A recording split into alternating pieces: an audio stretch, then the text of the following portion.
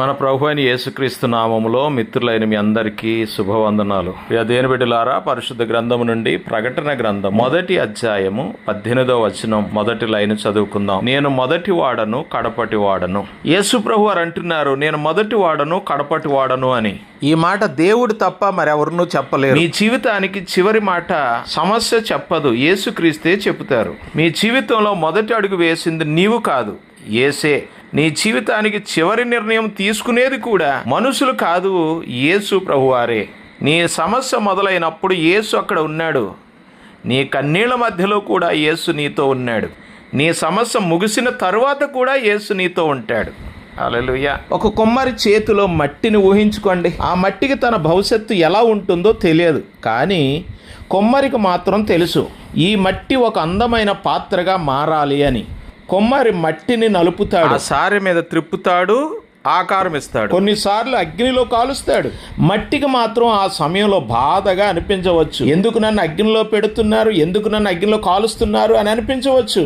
కానీ కొమ్మరి ఉద్దేశం మట్టిని నాశనం చేయడం కాదు, ఒక అందమైన పాత్రగా తయారు చేయడం. అలాగే నా ప్రియ సహోదర సహోదరి, నీ జీవితంలో కూడా కొన్ని పరిస్థితులు నిన్ను నలిపివేస్తున్నట్లు అనిపించవచ్చు.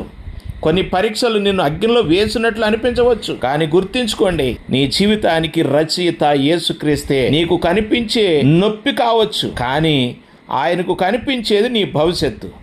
నీకు కనిపించేది ఒక సమస్య కావచ్చు, కానీ దేవునికి కనిపించేది ఒక సాక్ష్యం.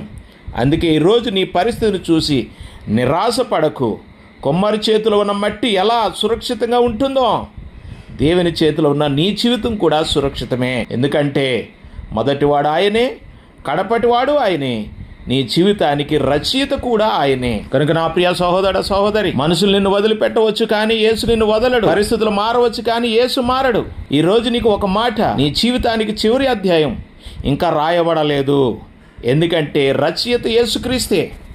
కాబట్టి భయపడవద్దు, నిరాశపడవద్దు, వెనక్కి తగ్గవద్దు. మొదటివాడని యేసును పట్టుకో, కడపటివాడని యేసును నమ్ముకో, జీవించువాడని యేసుతో ముందుకు సాగు. ప్రభు అని యేసయ్యా, నీవే నా జీవితానికి మొదటివాడు, నీవే కడపటివాడు. నా మొదలు నీవే, నా ముగింపు నీవే, నా జీవితం మొత్తం నీవే అని ప్రభు నామములో ప్రార్థన చేస్తూ ముందుకు సాగిపో.